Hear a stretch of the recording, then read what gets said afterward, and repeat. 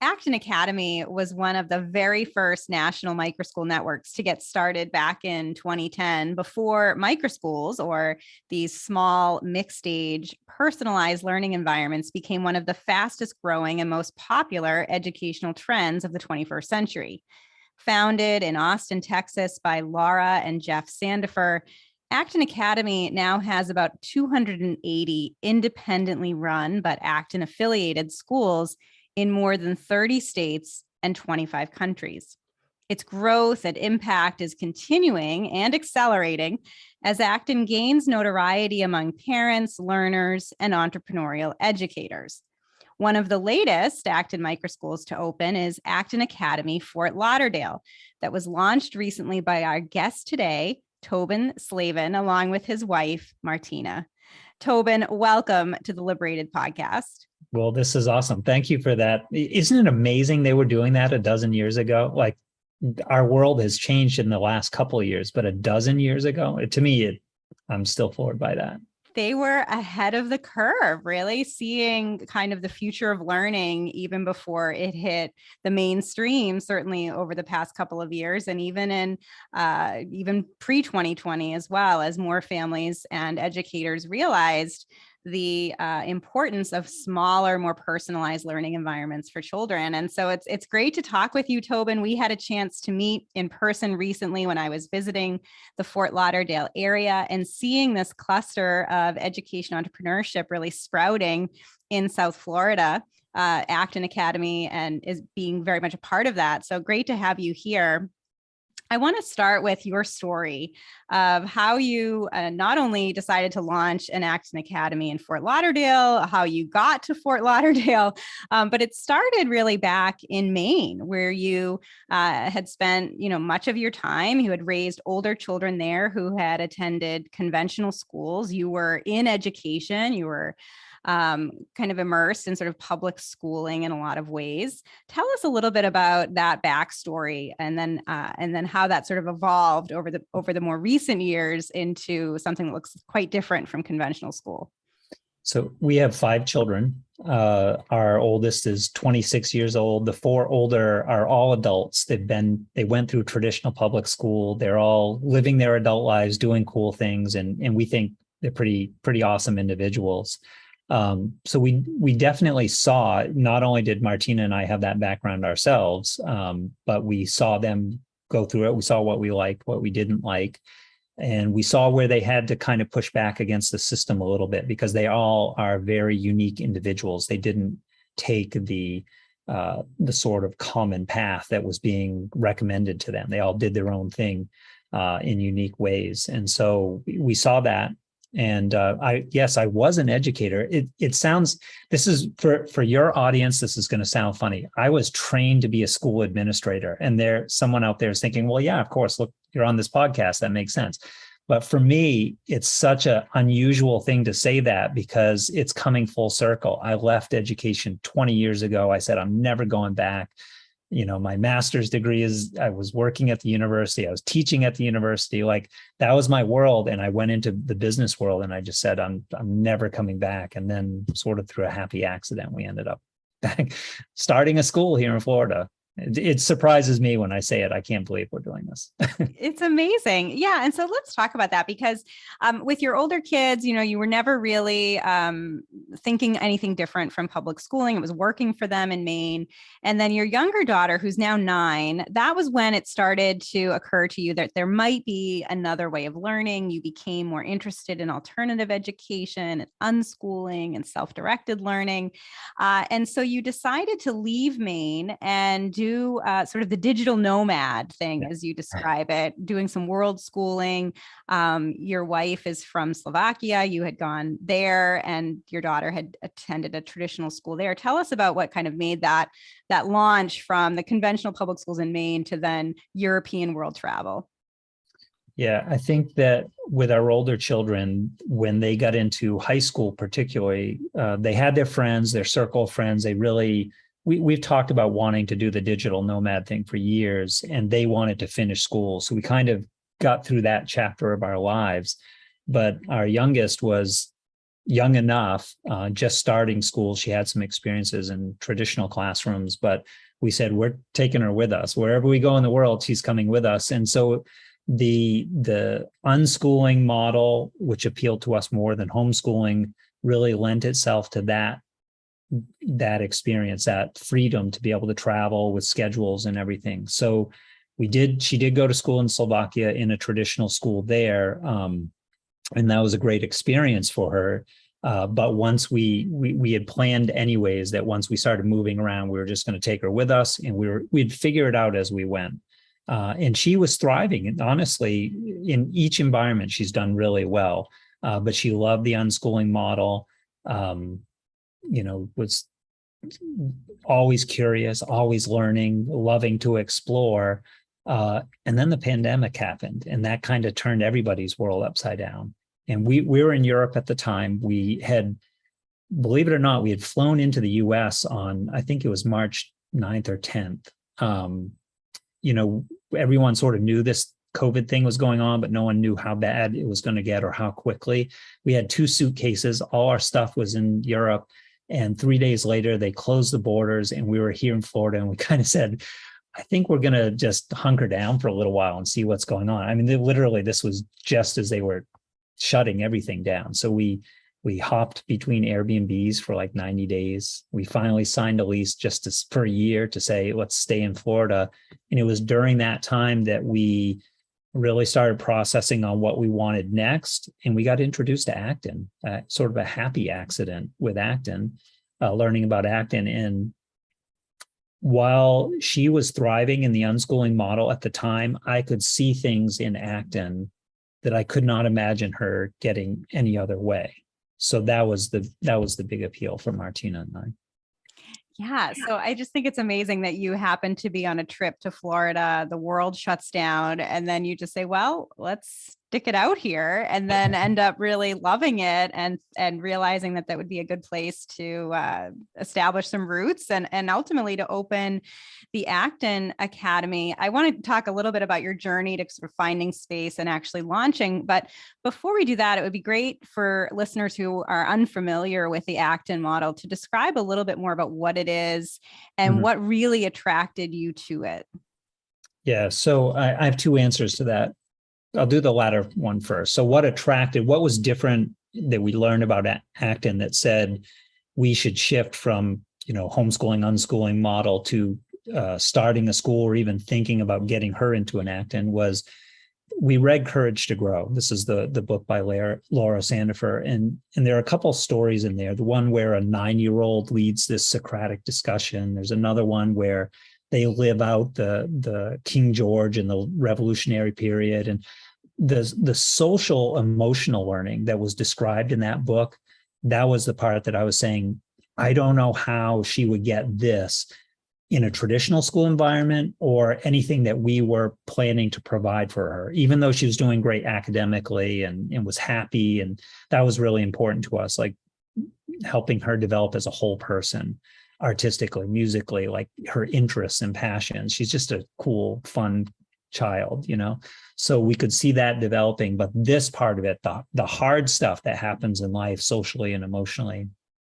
I think Acton has systems built in to intentionally make people rub elbows, which creates conflict in ways that they're forced to deal with. So that was really appealing at the time. And then I think, also you have these amazing guests, including some of my friends that have been on with you, and they're doing incredible, like these are rock star entrepreneurs and educators. And so it's like when I think of the environment out there of all these new micro schools doing really cool things, what's so different about an Acton? And I think Acton's doing something that I don't see anywhere else, and that is this learner-driven approach. I would describe it this way: most schools, these really cool micro schools that are coming up everywhere, they're very student-centered, and they're curating these amazing daily experiences, like just really awesome. With an Acton, it's not always awesome. Sometimes it's really messy and really chaotic, And as an educator, former educator, it's counterintuitive because you have to get the adults out of the way. The adults' role, what we are trained to do in Acton, and the folks that we hire, they cannot answer questions. If they start teaching, they're going to be fired. As an owner, if I started teaching, I would be forced out of the network. The adults have to become invisible.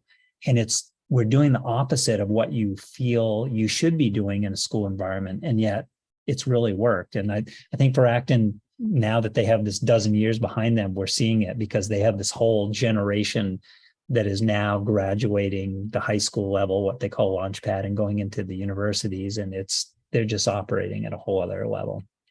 So what does a day look like at Acton? Sort of, I know in the morning, it's more academics, the afternoon, sort of what are known as quests, more of this kind of project-based learning, but describe a little bit about what a typical day is like.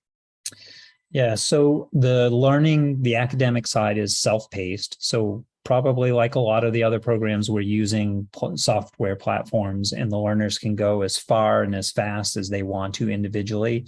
And it's all mastery based. So unlike getting a C or a B in school where you might have some gaps in your learning, they're not able to move forward and unlock the next levels until they master the core concepts.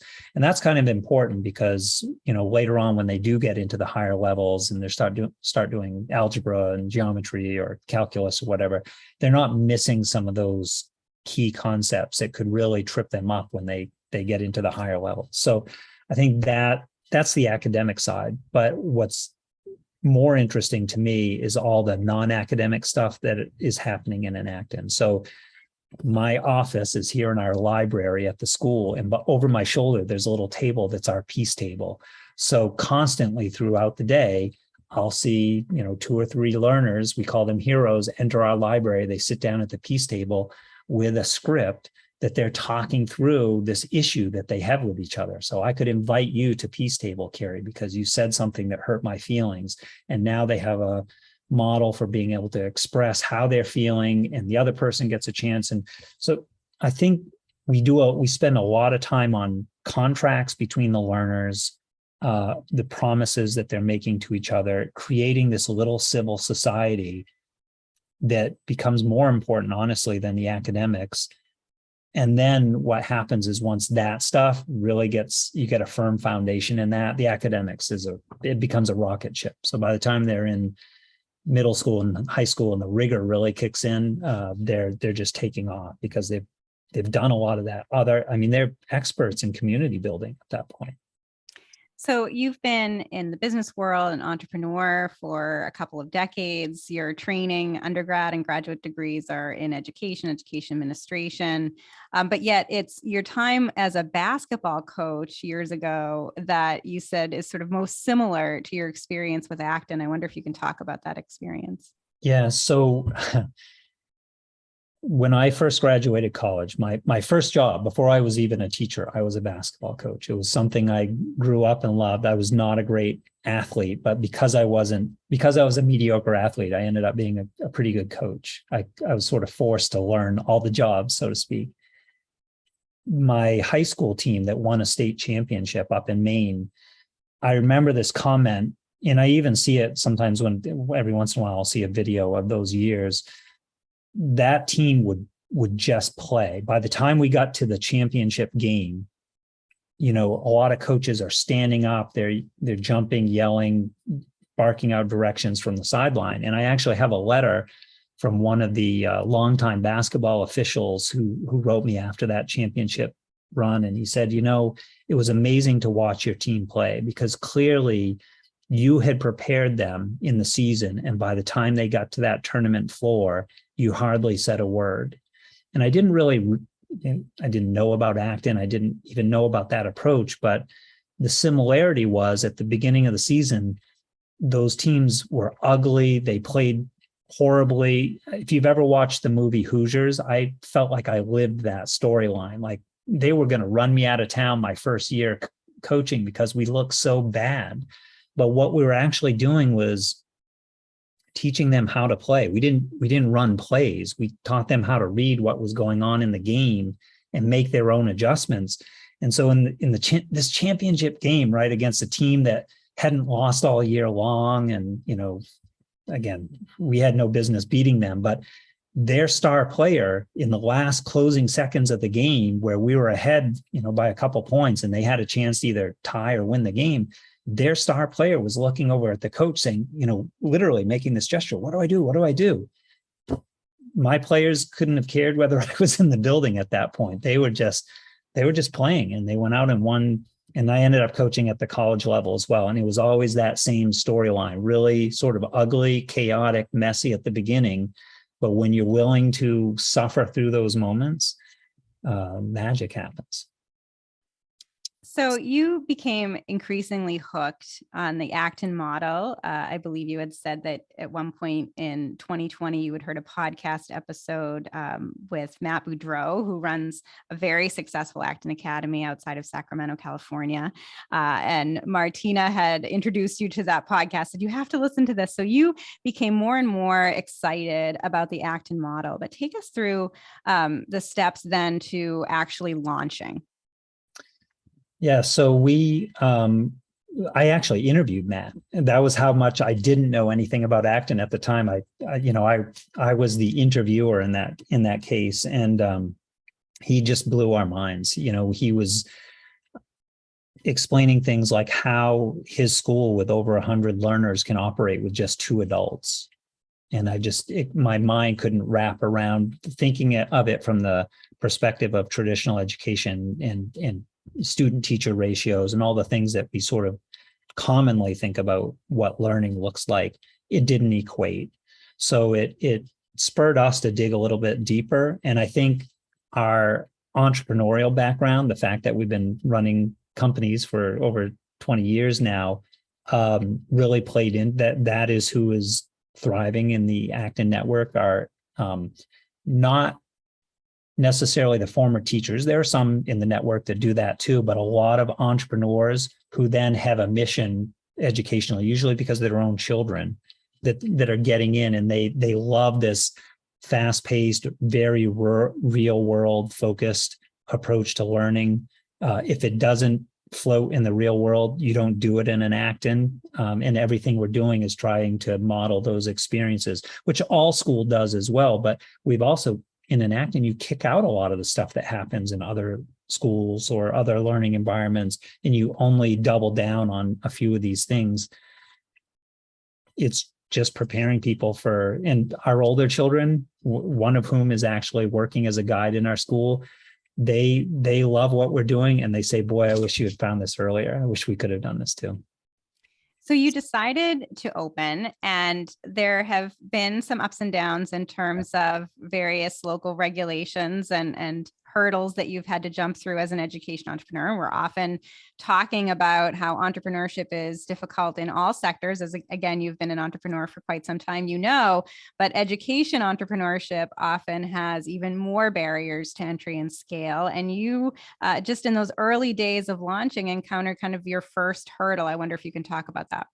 Yeah, I think it's hard for all of us in this space to get up and running. So we signed a lease on a historical building here in Fort Lauderdale, did our homework. The building had passed its fire inspections. It had a sprinkler system. It had a metal fire escape from the second floor. The building had a porch on the front. If folks that saw pictures of the original Acton in Austin, Texas, that they started in a dozen years ago, saw this building and said, oh my God, they look like twins.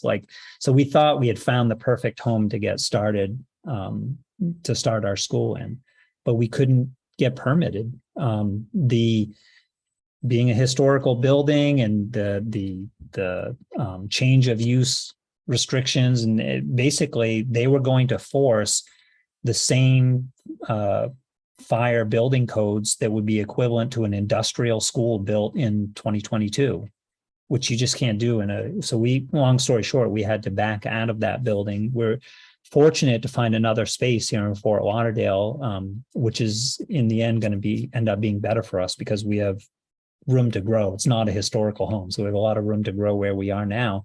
But with friends all around the country in the Acton network and out, this is one of the biggest challenges. The rules, the regulations that are applied still look at it from a traditional sort of industrial school model.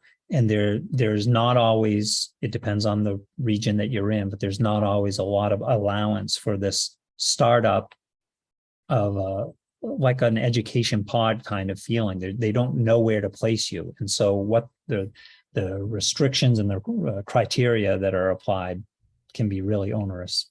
Oh, it must have just been so heartbreaking that here you had signed the lease. You were in this beautiful building. It had so many similarities to the original Acton.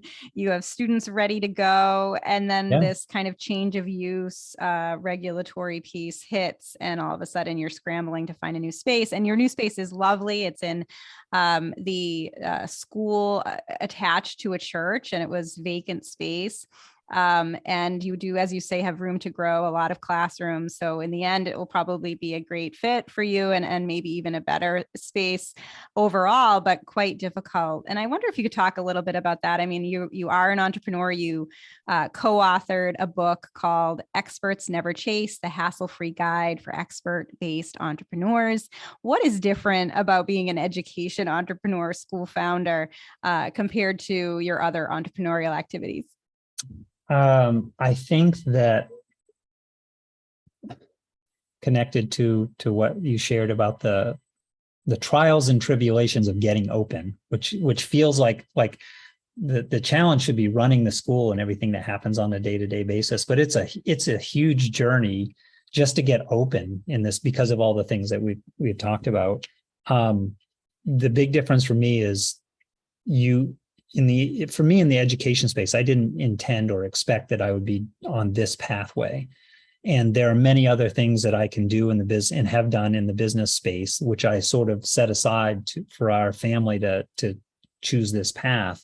It's not easy. When we left the Bryan House, this historical home in Fort Lauderdale, sadly, we had families that were enrolled with us. We had to tell them what had happened. And, we have Martina and I, and we have two guides in the school.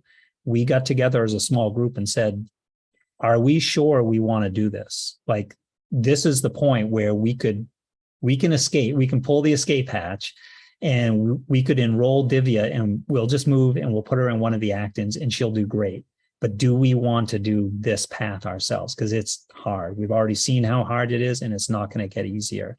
And we didn't have the new school at this point. And all four of us, sort of did some soul searching and said, we want to do this. We feel strongly about what we're doing. And honestly, we're individually and personally, we're each getting a lot. We're getting a ton out of this experience as well, because in an Acton, they always talk about the hero's journey for the learners, that you're going to have those struggles and trials along the way. But the hero's journey extends to the parents. It's hard to be an Acton parent. It's hard to explain to other people, putting your child in this radical environment where there's no teacher in the room. There's no one instructing in the room, because it's a peer-to-peer learning environment. Like, it's really different. And so and a lot of people, honestly, they're kind of critical and judgmental. So it's hard all the way around. And I think that's part of the hero's journey. And we decided to go forward on it. I think a lot of people may have given up, right? And it just shows this essential quality of entrepreneurs and education entrepreneurs in particular, of perseverance in the face of adversity, especially because, as you say, there were other Acton academies not too far from you. I mean, it would have been a drive, it would have been a commitment, but there were some established Actons around. So you did have that escape hatch. You did have some other options that you could have explored, but you said, no, we're going to stick with this. And so when you chose to do that, what happened next? How did you find the space, and when did you ultimately open the doors? So I give all the credit to Martina, because she's the one who connected with the folks here at St. Ambrose Episcopal Church. We're not a religiously affiliated school. That was something that we felt strongly about when we launched our Acton Academy. But it's a great community. They've been very welcoming, and the space has been exactly what we needed. And again, the room to grow. And I think that we opened in August, opened our doors. In the spring, we had already enrolled several families, but we had to stop, and we didn't have space, so we couldn't bring on more families. We basically were holding them off. So we've doubled in size since and we're still very small. We're 9 learners, so we're just getting our feet wet here. It's multi-age, so we have as young as 6, and our oldest currently is 11. But that's sort of the Acton model. You put your studios together. In the next couple of years, we'll grow into our middle and our high school, what they call launchpad levels. And some of those learners may come from the outside, but ideally they come up through the system, because in an Acton, by the time they're 13, 14, 15 years old, they are essentially running the school. They have seen you model these systems. What we do and what we're doing on a day-to-day basis now is asking them. We basically say, hey, can you show me how you do this thing? This is the fun part of having multiple adults, because I can walk into one of the studios where I'm not in every day and say, I wasn't here the day you guys, did, town hall, how you guys do town hall. Can you show me how you guys do it and explain it to me? And so we quickly see, what did they get? What did they not get? We make some notes and we fill the gaps. We model it again if we need to, but mostly they're taking over every day. It's what can we push into their hands that they control and decide, and give them choices, and they take responsibility for it. And that's a lot of freedom, but it's a lot of hard work too. And it's not the right model for everyone. We get that. We're not trying to sell it to everyone. So what are the goals for the future of your Acton Academy in Fort Lauderdale? Obviously, having the school grow with the students up to the high school level or through the high school level. But in terms of building up your population there, what is on deck for you over the coming months and years? I think really focusing on the quality of what we're doing. Again, the learner-driven model, and getting good at that model, because it is counterintuitive. We catch ourselves every day. You can't answer questions in an Acton Academy, right? And that sounds simple to say, you never answer a question. People are like, yeah, right, never. No, you never answer a question, right? And so getting good at that, because that internally, the school will grow from one family to the next through word of mouth. We have room to grow here in Fort Lauderdale. We'll eventually be, 100. We have room for 150, 175 right at the location that we're at. And then I think one thing that's unique about us, because of the connections in Europe, we actually were approved to open a sister school in Prague, which we're not doing yet. We're focused just on Fort Lauderdale, but our vision is really to have the 2 schools on either side of the Atlantic and create not just a student exchange, but a family exchange where European families can come to Florida. They might choose for 90 days, and they're getting essentially the same educational experience or a very similar program. And we can connect families on both sides, so it's one big community that they get to know each other. And I think that seems really attractive. We've benefited a lot from the travel and the exposure to different cultures, and I think we want to bring that element to what we're doing. And you're also in the process of applying to be an approved vendor for the state of Florida's school choice policies, their tax credit scholarship programs that enable greater access to all kinds of different microschools, the Acton included. I wonder if you can talk a little bit about that, and if becoming a part of that program, sort of being an approved vendor for that, in any way alters sort of the Acton model.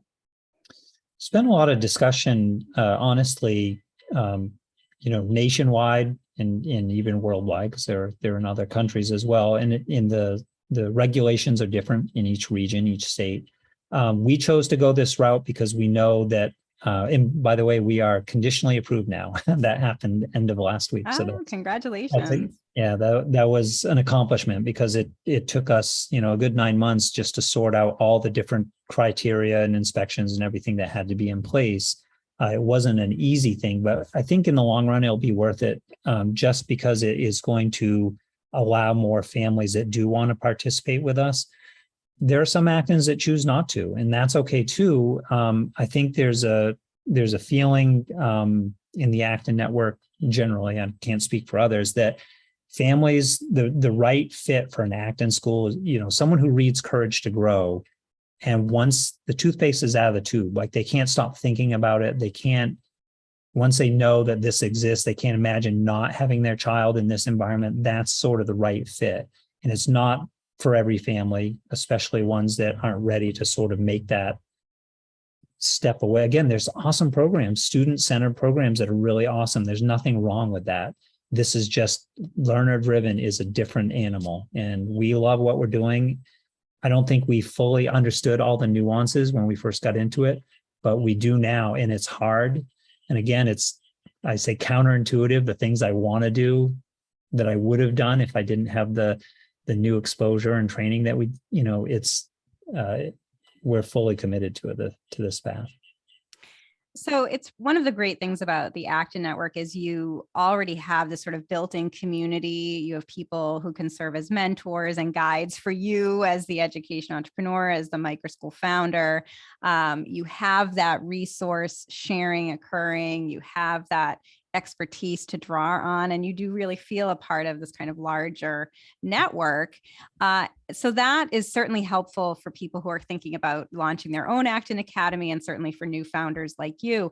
But there is also this sort of local network in the Fort Lauderdale area of education entrepreneurs and microschool founders and people running homeschooling collaboratives and various programming that's also sort of building up a local support system for entrepreneurs. I wonder if you can talk about what's happening there. Yeah, when you visited with us, I mentioned and said that I call these folks rock stars, because that's really what they are in the educational space. They are rock stars. They are doing amazing things, and we're fortunate to be surrounded by some of these rock stars who are doing, and I know you've had several of them as guests with you, and maybe more coming. The Vela network is part of what brought us together. I give them a lot of credit as well. For folks that aren't familiar with them, they've been extremely supportive of educational entrepreneurship. So folks that are pushing the envelope and doing radical things.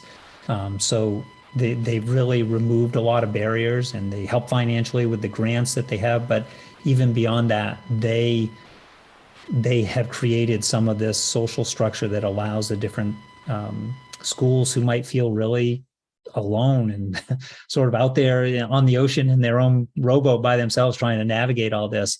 They've created that community feel, and we do benefit a lot from the act. We have that. I'm sure a lot of the other folks don't feel like they have that, some of those same structures that we benefit from. So I'm sure some of my listeners are familiar, many of them probably familiar with the Acton Network, and maybe some of them have even thought about launching an Acton Academy in their own community. I wonder if you could talk about what it takes to do that. What are some of the steps that they should begin to think about? Mm-hmm. So the Acton Network has an audition structure.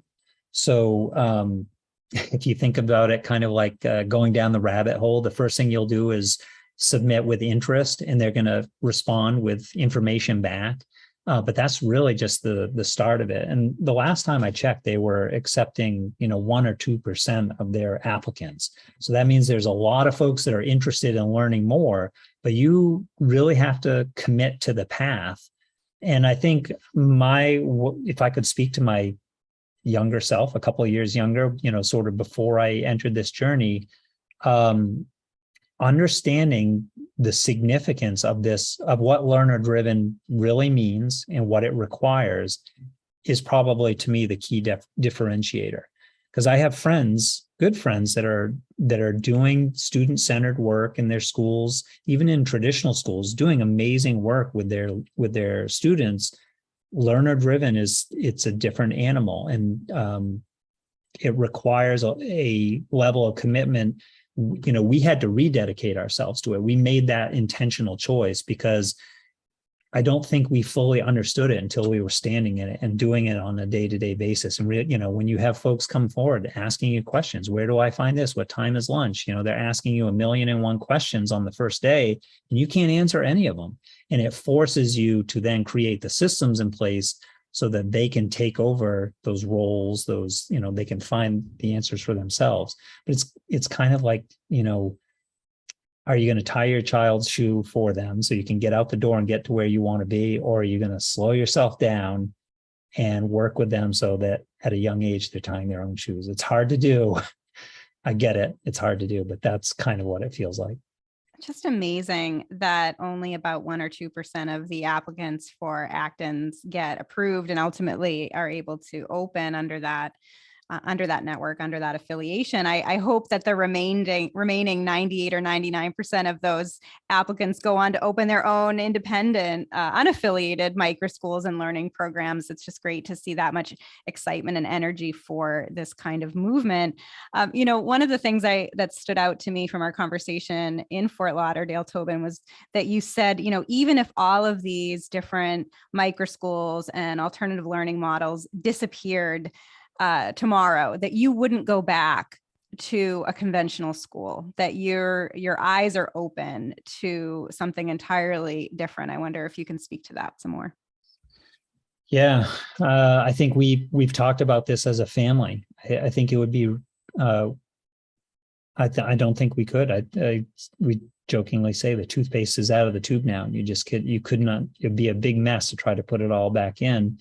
And I'm not sure it's just our family either. I think a lot of our Acton families here in Fort Lauderdale and elsewhere would probably tell you the same thing, because when you get that little taste of what it's like to have this freedom / responsibility shifted away from the adults into the hands of the learners, they don't want to give it up. They get a taste of what it's like to not be an adult. We're not trying to make them adults faster than they should be, but at a level that they can functionally, that we can equip them, they're able to start making their own decisions. And it's, a lot of folks say Acton Academy, like, where did that come from? Lord John Acton, John Acton, I think is his first name. The British philosopher said, power tends to corrupt. Absolute power corrupts absolutely. And we don't normally think of a teacher standing at the front of the classroom as, corruptive power. But when you're making all the decisions for other human beings, we're all in danger. And that's why I said it's so counterintuitive, because you want to take these steps to do these things to help others. And the Acton Network is a series of systems and things that force you so that you cannot do that. And that the young people, little by little, step up. And again, by the time they're in high school, they're running the school. The adults are barely even stepping into that launchpad classroom studio. So exciting. I love the Acton model, love what you're building there, and obviously what has been built over the past dozen years with now nearly 300 affiliated schools. So Tobin, if my listeners want to connect with you, to follow Acton Academy Fort Lauderdale and learn more about the Acton model, what is the best way for them to reach you? So I am very active and responsive. If you go through the website, which is Acton Academy FL for Fort Lauderdale or Florida, whatever you want to remember, but the .com, you can certainly contact that way. I think probably for folks out there, the most interesting, like if something in this spoke to you and resonated with you, I'd read Courage to Grow. It's whether you end up at an Acton or not, it really doesn't matter. I think just hearing this journey that they went through and exploring this model a dozen years ago, when they didn't really know where they were going to end up either. I don't think they set out to be learner driven or even understand those nuances themselves from day one. It developed. And it's a beautiful story of how that came together. And there's some good interviews out there. Dad Saves America just did one with Laura Sandifer. I think that's a good short version of what she talks about in Courage to Grow. That might be a good option for folks too. Well, I definitely second the recommendation to read Laura Sandifer's book, Courage to Grow. It is excellent, and it, I think, will open a lot of minds to a different way of learning and as to the Acton model specifically. Tobin Slaven, thank you again for being on the LiberatED podcast. Well, I appreciate you. I want to express our appreciation, not only that you came and visited down in South Florida, that was pretty cool, but you are doing yeoman's work and getting the word out of all these different, I know you have your own family's experience, but the only way other families can sort of join in this movement and find their place in it is if they have the information to work with. And that's what is so beautiful about your doing. I'm a little bit jealous because you talk with all these really cool folks and you're able to see, whether it's South Florida or Wichita or the Northeast, the Boston area, you're seeing these amazing stories. And it's the red thread that ties them all together that is most interesting to me. And that's why I enjoy your material. Oh, well, thank you so much. And these are amazing stories. And I just feel so grateful that I'm able to help share them. Thanks, Kate.